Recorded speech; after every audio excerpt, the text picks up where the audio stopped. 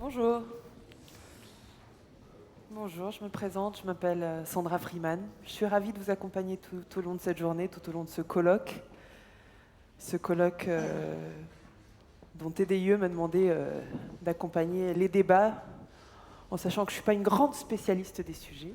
Donc on va faire appel plutôt à mon bon sens, si vous voulez bien, et à vos connaissances et vos expertises. Je suis donc ravie d'être là.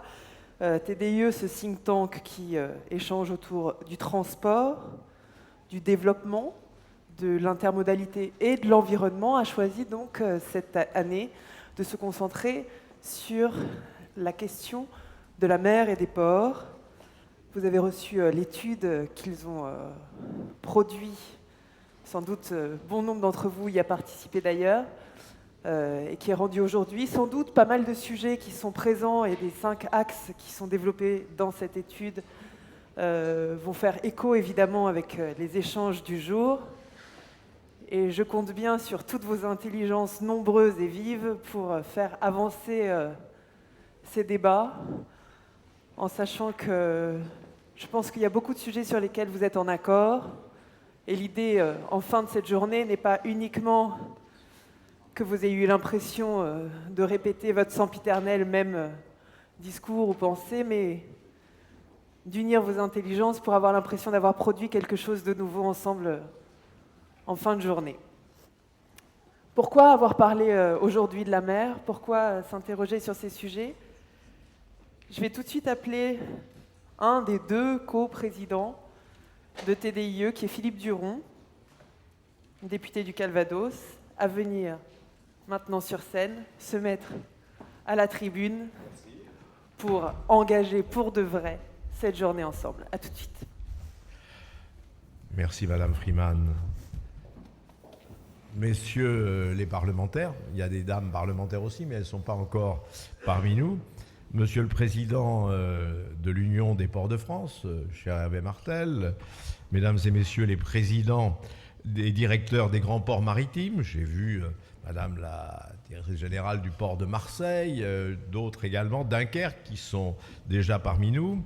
Mesdames et Messieurs les représentants des acteurs professionnels du transport maritime, Mesdames et Messieurs les adhérents de TDIE, Mesdames et Messieurs les représentants des collectivités locales, et notamment des villes portuaires, Mesdames et Messieurs, chers amis.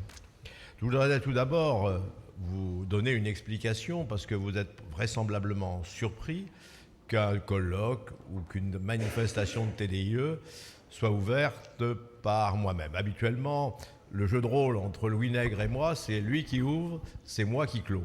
Mais aujourd'hui, il est, comment dirais-je, rapporteur du projet de loi sur Charles de Gaulle Express, dont j'avais été le rapporteur à l'Assemblée au mois de septembre, et il a 15 jours pour faire l'ensemble de ses auditions. Ce matin, il va auditer, il nous rejoindra ce midi, et moi, je vous quitterai pour aller parler du budget des transports en commission du développement durable à l'Assemblée nationale cet après-midi. Je veux aussi excuser des collègues parlementaires, 4 des 8 parlementaires qui ont été chargés par le gouvernement de présenter des rapports sur les façades maritimes et sur les axes, mais qui, pour des raisons diverses, ne peuvent pas être des nôtres aujourd'hui. Valérie Fournéron avait été programmée sur une table ronde de l'après-midi, mais aujourd'hui, il y a les suites, vous savez, de cet incendie dramatique qu'il y a eu à Rouen il y a maintenant un mois, et suite judiciaire, et ainsi de suite. Elle est donc retenue à Rouen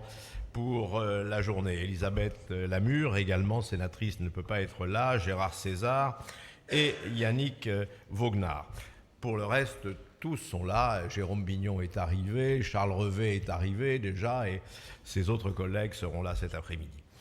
Je remercie donc la communauté portuaire donc, de s'être mobilisée pour l'organisation de ce colloque. Alors pourquoi TDIE a-t-il décidé de faire un nouveau colloque sur les ports? Vous vous souvenez peut-être qu'en 2013, nous avions déjà organisé un colloque sur les ports à l'Assemblée nationale pour mesurer les progrès réalisés après la loi de 2008, après la loi Bussereau, pour voir aussi dans un benchmark quels étaient les atouts, les forces et les faiblesses des ports français. Mais aujourd'hui, il nous a semblé important de revenir sur le sujet. Il nous a semblé important parce qu'il y a une actualité portuaire, maritime, logistique très nourrie depuis 2 ans. Ça a été l'année dernière, la conférence logistique, la conférence nationale de la logistique. Elle était le résultat d'une initiative parlementaire. Souvenons-nous, c'était François-Michel Lambert qui avait fait adopter un amendement en 2013 à l'Assemblée nationale pour que l'État, le gouvernement, la politique en France se saisissent de cette question essentielle de l'économie. Et cela a été fait. Il y a eu une conférence qui a été assez bien préparée en amont. TDIE a été représenté dans le groupe de pilotage, a participé au groupe de pilotage qui a préparé cette conférence de la logistique. Et aujourd'hui, il y a une stratégie nationale en matière de logistique et c'est, je crois, quelque chose d'important. Et puis, bien évidemment, il y a toute une série de décisions ou d'annonces qui ont été faites sur les problématiques portuaires. Et la plus récente, ça a été la mission qui a été confiée à 8 parlementaires sur les principales façades maritimes ou sur les axes qui structurent les hinterlands dans notre pays. Certains sont là, d'autres nous rejoindront. Ils seront présents sur les tables rondes de ce matin et je crois que c'est tout à fait important. Conférence de la logistique, problématique des axes, réflexion engagée également sur le fret ferroviaire et fluvial depuis maintenant 3 ans, qui ont débouché par 2 conférences qui ont eu lieu le 15 septembre pour le fluvial et le 6 octobre pour le ferroviaire, parce que bien évidemment, ces 2 modes de transport s'intègrent dans la chaîne logistique qui aboutissent ou qui partent des ports. Enfin, une proposition de loi pour l'économie bleue a été conçue, présentée par notre ami Arnaud Leroy, qui est là et qui va ouvrir ce colloque après moi. C'était une façon très intéressante, très inclusive d'aborder les problématiques de la mer, de les aborder au travers de thèmes extrêmement différents, et notamment d'enrichir ce qui avait été fait dans la loi Bussereau sur la gouvernance portuaire en faisant en sorte que les acteurs soient mieux représentés, que ce soit les acteurs territoriaux et les régions, que ce soit également les acteurs professionnels qui, ici, je dirais, doivent être, partie prenante de la prospective et également des décisions et des investissements. Enfin, donc le dernier événement, c'est bien évidemment le prochain Conseil interministériel à la mer qui aura lieu incessamment. Alors la demande de TDIE s'est inscrite dès l'année dernière dans la démarche de TDIE, dans la continuité des réflexions préparatoires à la conférence nationale pour la logistique. Hervé Martel s'en souvient peut-être, mais nous avions eu un rendez-vous au mois de mars 2015, et c'est là que nous nous sommes dit il faut vraiment mettre les ports sur le devant de l'actualité, au cœur de la réflexion, à la fois infrastructurelle, à la fois économique et à la fois logistique du pays. C'est pourquoi, avec l'UPF, nous nous sommes, associés pour organiser ce colloque. Alors, bien évidemment, si vous voulez, la conférence sur la logistique a généré une double problématique. C'est réintégrer le colloque, le port, dans un environnement beaucoup plus long, beaucoup plus large. L'environnement, parce que le port est un point essentiel de la chaîne logistique, mais c'est aussi une place qui est complètement dépendante d'un espace économique qu'il sous-tend, et notamment de ce qu'on appelle son hinterland. Alors, bien évidemment, comme toujours, TDIE a décidé de préparer ce colloque avec beaucoup de soin. Son conseil scientifique s'est saisi l'année dernière de cette problématique.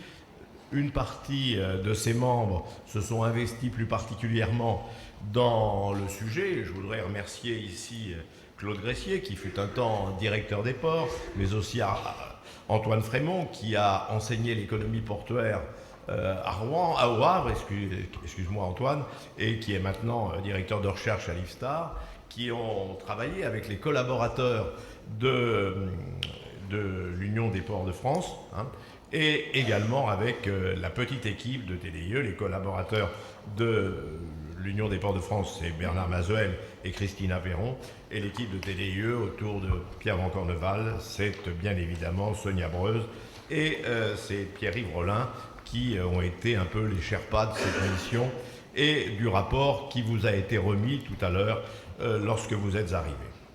Alors, 3 grands moments dans cette journée qui nous permettront d'apporter plusieurs éclairages sur les problématiques qui nous préoccupent ce matin. La première table ronde sera consacrée au modèle économique des ports. C'est une préoccupation de l'autorité portuaire à moyen terme. C'est également ici la possibilité d'entendre des acteurs et notamment une intervention aussi d'un haut fonctionnaire européen, Rémi Maillet, qui nous fait l'honneur d'être présent ce matin. Deuxième table ronde est consacrée à la logistique, la massification des flux, la fluidification des passages portuaires, la nécessaire mobilisation des acteurs dans le développement d'une stratégie commerciale, j'allais dire offshore. Et puis la troisième table ronde sera plus politique avec le président de la première région portuaire française, Hervé Morin, qui fait le plaisir d'être ici aujourd'hui. Alors Valérie Fournéron devait être avec nous, elle est aussi normande, mais elle est retenue comme je l'ai indiqué. Mais François-Michel Lambert, qui devait être sur la table ronde logistique, mais qui rentre du Maroc, où il était à la conférence préparatoire sur la COP 22, sera présent, et il a été tout à la fois un acteur de la logistique à l'origine de la conférence nationale, mais aussi un des parlementaires qui a travaillé sur la façade méditerranéenne et sur l'axe du Rhône. Voilà, alors je voulais remercier bien évidemment tous les intervenants qui vont ce matin échanger devant nous et avec nous.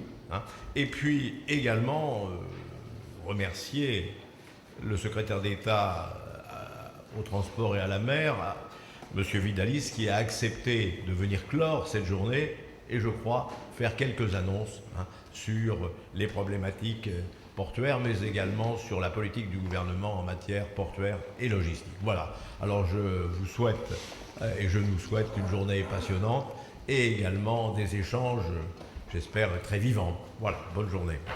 Merci beaucoup.